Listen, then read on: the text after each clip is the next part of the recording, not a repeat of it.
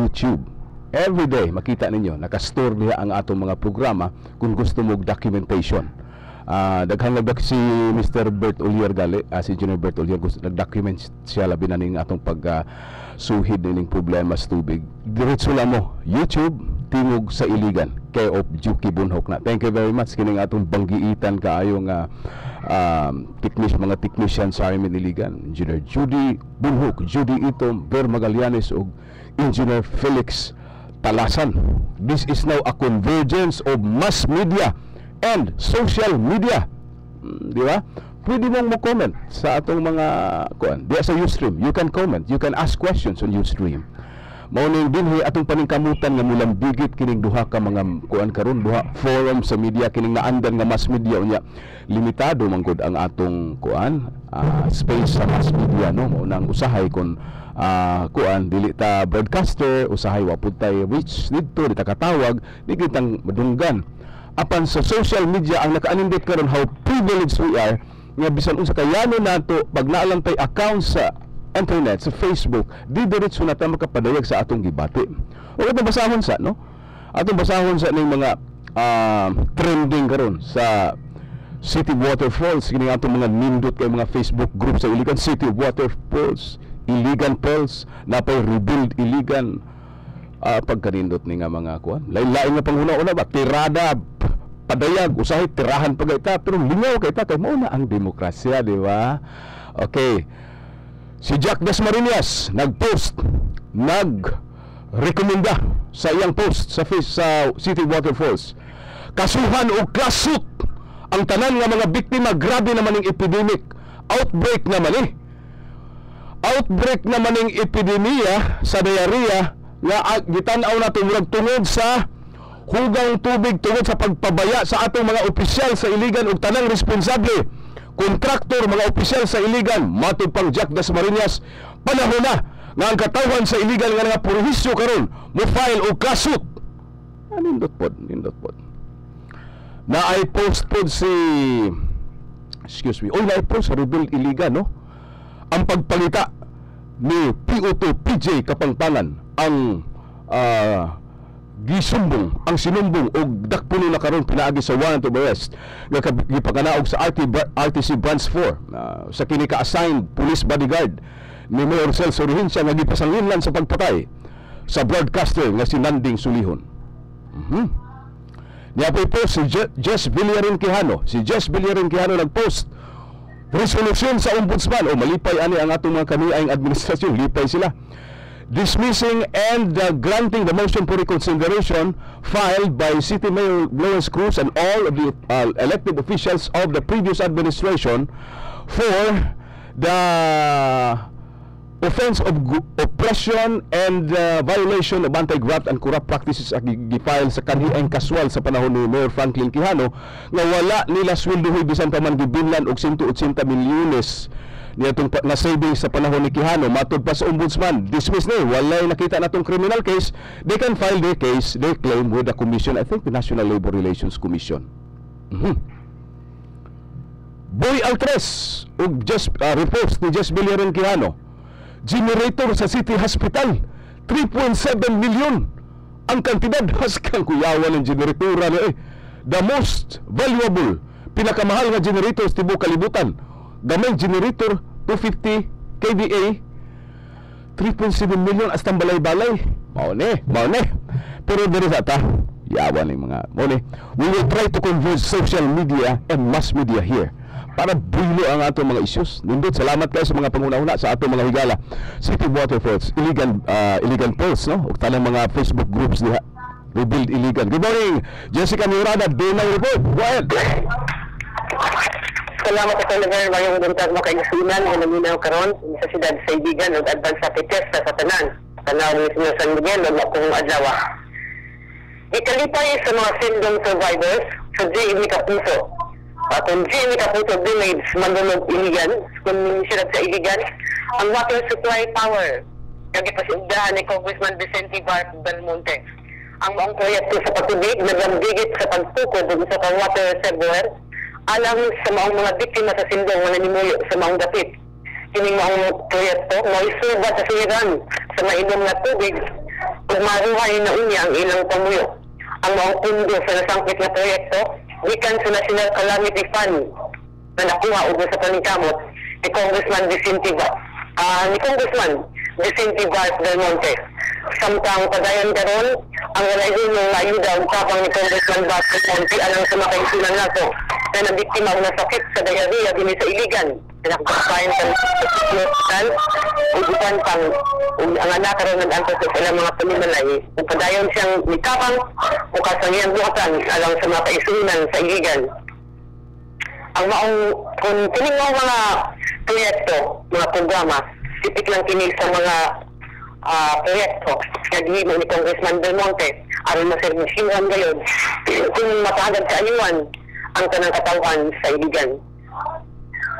Alang sa tingog sa Iligan Report, Jessica Mirada, reporting.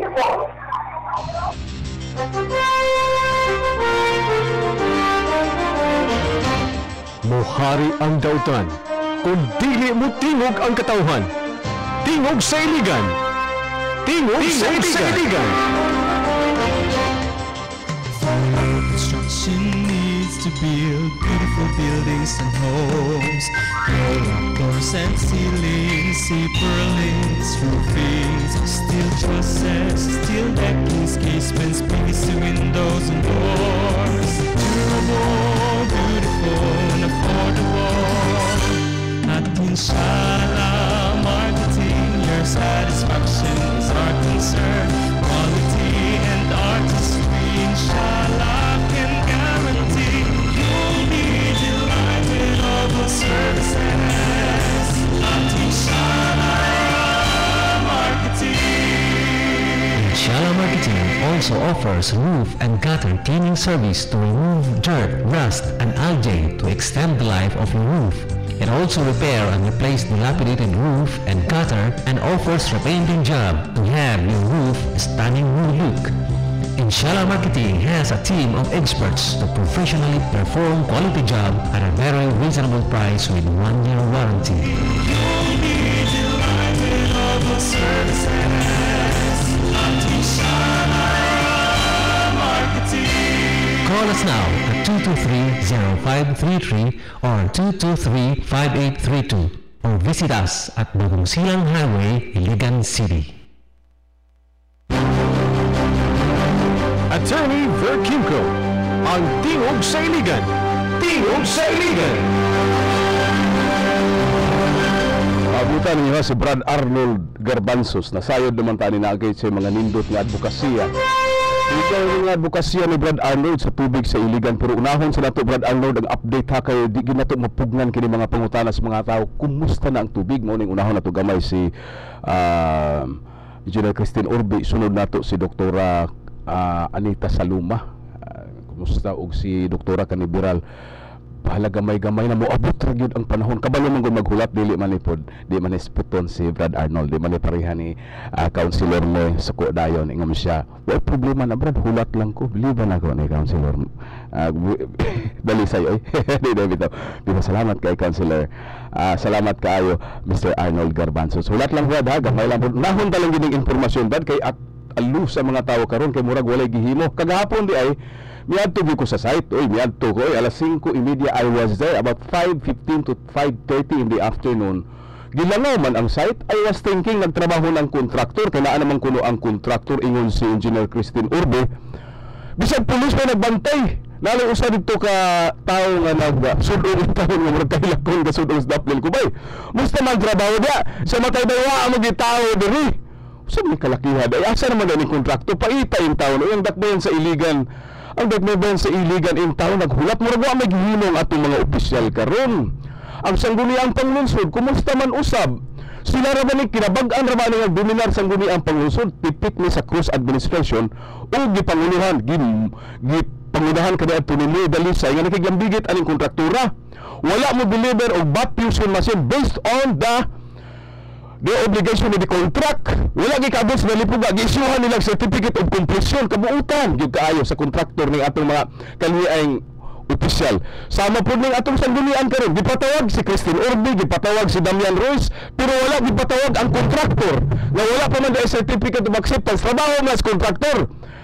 Vice Mayor Rudy Marso, Water in Charge Committee, Pastor Ariula, Councilor Ariula, palihog in town. Oy, huwag yung matulong ng inyong investigasyon ba? Patawag ninyo ang kontraktor. Kay iyaha man kaning obligasyon. Kamo may moingon, kontraktor man ang obligasyon. Unya ipatawag ninyo mga tao din. Sa may mahimo ang trabaho man as kontraktor. Usa man ang kasiya sa investigasyon ninyo. Mahadlok mo nga unsa isultis kontraktor. Wala may mga compliances ng kontraktor ay pagkadaghan kaayog sa ninyo. Mao nang nakaingon na ni si Kuya Jack Dasmariñas, class shoot! May responsable sa Purisios Tubig, kamong tanan, mandakong tanaw, gikas mayor, hantod sanggunian sa kaniyang administrasyon. Kamong tanan, responsable ani, kundi bugyod mo, magkapatinaw aning tanan. Mauni ang naso na hunas tao. Ipatinaw ninyo, di po mo malubag. May pas Councilor Belisay, mutubag pa. Unya, misugot og debate paghuman na usab ng topic, gusto niya call for justice ang debatihan. Anyway niya karon. Sa linyas na po ICW's head, Christine Orbe. Ma'am, Christine, morning. Sir, good morning, sir. Christine, may saan yung bilangaw ng site paghapon? May tao rin, may trabaho, bato naman tag na-clearing, wala man niya eh. Ang gitrabaho nila, sir, ang katong leakage nga naa sa taas. Yeah, but I do not see any person working there. I was there, I was really there. Dito ko kahapon. Kasi supervision ko ulit ayaw ng kuhan. I think there's no close supervision nato nakita. Kasi galing pulis, wag ko nakita, 5:30 in the afternoon, ha? Hinulong ko na ito, sunod ko ito para. Mausa man naman ito awan kasi kontraktor, Ma'am Christine? Ang gibuhat na sa to ang maintenance is preparation para sa pag-abot sa kontraktor. Kasi, so ang kontraktor, wala pa na kaabot ng kontraktor hantong karon? Schedule sila maabot karon kay mga heavy equipment mga ilang gidalang. Yeah, but I think that people should already be there. Wala ito pang niagay, grabe naman. Dapat na alam, ginatanaw na nilagtaan. Wala nila yung kontraktor nila, abot ko ang tanay ay CWS mo. Sana mga tao nila, pero kinalaman sila heavy equipment kay kung nilang buhaton mo ang pagbuak sa mga kuan, sa dalan. So, actually, nag-offer mi nga kami na lang magbuwak yung sila dili na kinahanglan kay mas dali ang ilahan naman sila yung kanang concrete breaker, ang concrete cutter o kanang breaker. Wala nila sa mga. Sige, so kapag ang schedule na mo niya, dire-diretso na including Saturday, Sunday, and ako silang gihang yung kung pwede, tamang po sa gabi. O, dili kung pwede, dapat na sila buundang ilang trabaho, ilang obligasyon. Hindi na pwede yung hangi-hangi kung pwede, dapat pagpoko ng mga tawanan, ilang obligasyon eh. Nanay nagsuggest og nanay nagsuggest og classroom, basta mga appeal, mga dahil nito ng mga official hasta ng kontraktor ko, pagkasuhan sa katawan sa iligan ng kabuuan nila. Salamat kayo dyan sa mga kayo kung at ang tuyo ko, akong gisapot, Salamat kayo. Update ka ha? At least ka ay madugog ang mga tao sa mga trabaho. Thank you. Tawagan na to si Doktora Anita Saluma. What happened to the kuan? Gamay-gamay lang pasok ko na to rin. Ang Philox, Philippine Luxembourg's project sa mga sendong survivors lipay punta kay nakahumanag upat 40 ka mga balay. Ang Diocese of Iligan po dias tunggo nakahumanag 200 ka mga balay gikan sa co-shelter program no nga 20 milyones ito ni pero murag kasuhan lagi kuno sila sa kaniyang administrasyon o mga opisyal karon ngano kuno nga kuan ngano kuno ga-implementar sila ana nga sila ra man kuno implementar pero ang konseho karon ay boy, giribok ang authority of Mayor Celso Reynosa to purchase land. Di mo maulaw na magtulo ka tuig ng sinding wa mo kapalit og yuta. Og nga otoridad sa mayor tungod kay dili inyo di mo ka porsyento inyong iribokar kay nahadlok mo lain ang mga porsyento pagkay responsable. Councilor Ariel Anahay, Councilor Ariola, Vice Mayor Rudy Marso. Rubiya na po ninyo, kawa pag yun kaluoy in town sa mga tao. Nga pa'y tubig karon ini kamo may responsable. Wagid mo, dili mo. Wala mo tubag. Okay, Doktora Saluma, wala tubag. Doktora ka liberal, tawa. Ina emergency call. Emergency call punta na to. Sige. Okay. Tawagan na to. Tawag ko na Brad Arnold, 221-6070. Kaloy tawag di. Mag-good news sa Taganay, good ideas Taganay, para dito sa puton. Arnold Garbanzos katong iyang public-private partnership. Si Engineer Ulier kagahapon nagtawag po ko nato about his concern. Meaning chlorine ba?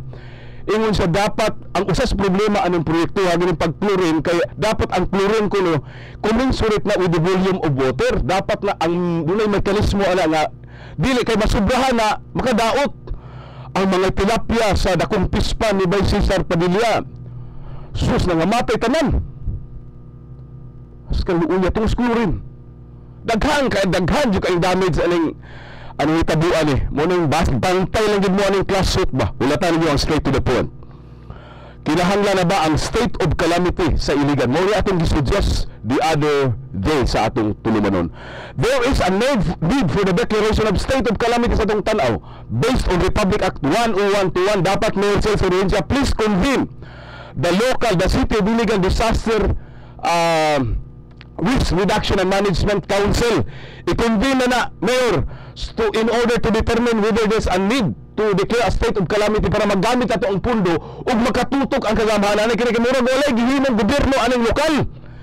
Tutukin na ninyo ni and please declare a state of calamity. Sangguni ang palunsod ba nga trabaho but di po kalihok ang sangguni ana ni walay recommendation ang City Disaster Risk Reduction and Management Council.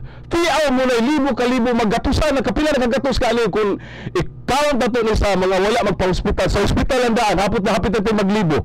Unya outbreak naman ibay.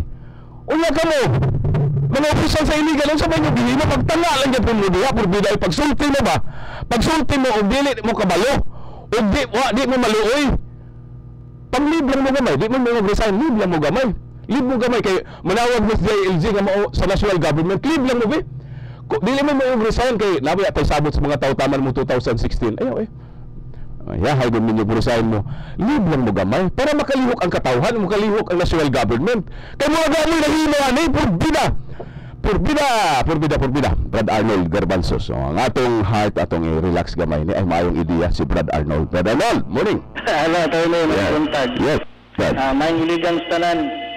Morning, Brad. So ba itong public-private partnership, Brad?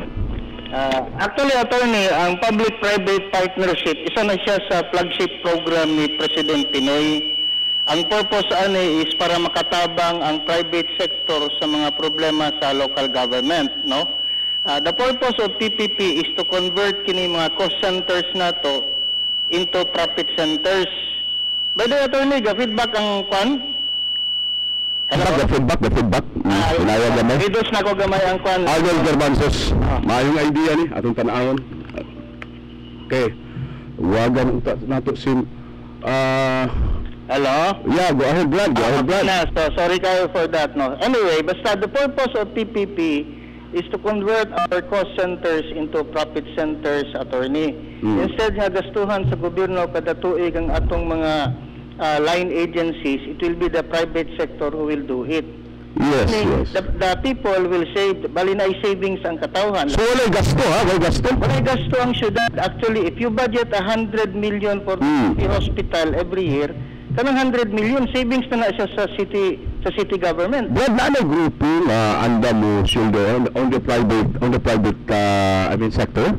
Daghan na, Attorney, actually. If you open the website, like I was told din na kuno kay grupo na istorya bahin ani nga anda mo undertake ani na public-private partnership during mga problema study. Yes, Attorney, actually they contacted me. They are Bywater of England. England, ha?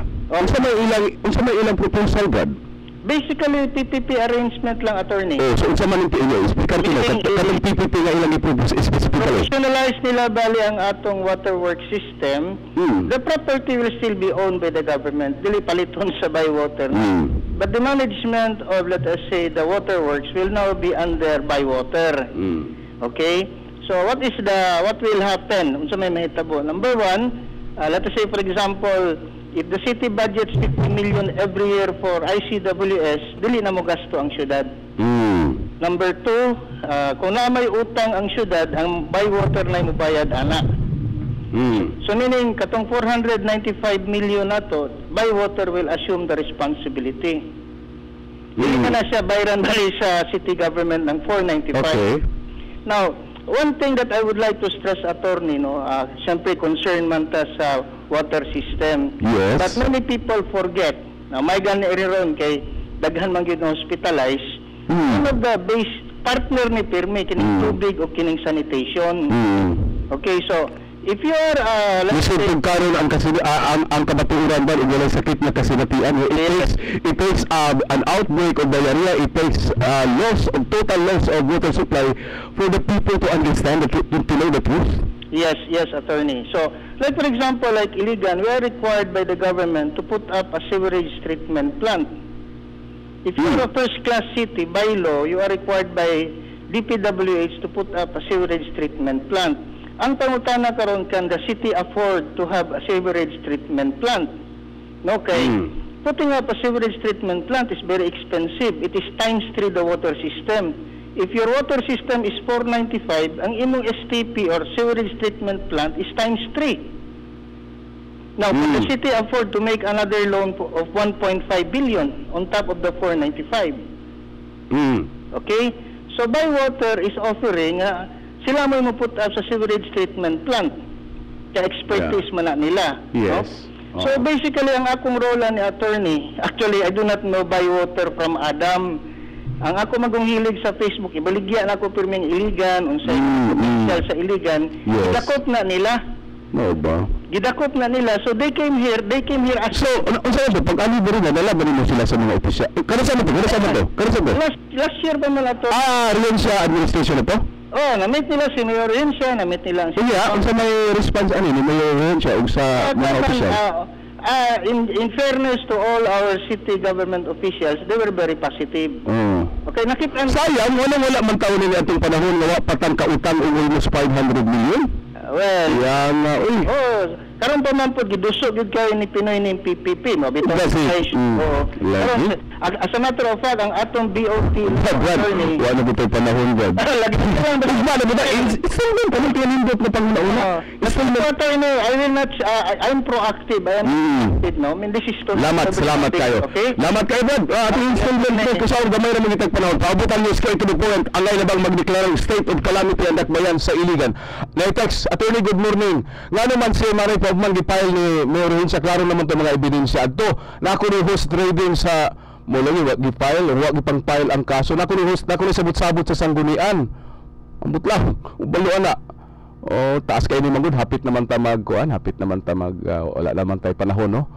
Maulagi na tingala bugo nga nang wag i-file to. Ni Mayor Hensha nga pati isugaman. Ang ating nabunggan karon nga nag-meeting na kuno sila. Nabunggan nga chismis ha. Nag-meeting na kuno si Mayor Hensha ug Mayor Lawrence Cruz kay magtandem sa 2016. Natin nabunggan noon, nag-chismis. Wa man tay chismis sa kaso. Magtandem kuno ning duha. Nga wala may kaso matabuan na o magtandem silang duha. Mao man chismis ato nabunggan nga ilang mga tao is nag-brokering a Cruz Rehencia team in the 2016 election. Kaigsuunan nagid tay panahon. Sao man ani mahapi pa ka atong adlaw ani nga wa gyud tubig unya nagkalibanga ang kinabag-ang katawhan ato mga kasilinganan. Please ato lang ibinlan mo aning gamay words of wisdom. Happiness can be secured not in doing what you like but in liking what you are doing. Malipay kita dili tungod kay buhaton ato atong gusto buhaton kundi aron aton gusto mo nato. Magagusto na lang kita sa atong buhaton. Enjoy na lang ta, relax and enjoy na lang bisag mo tubig. Praise God, kay sunan. Salamat kayo sa inyong pagtubay kanamo. Kini na usab si Verkin ko. Inyong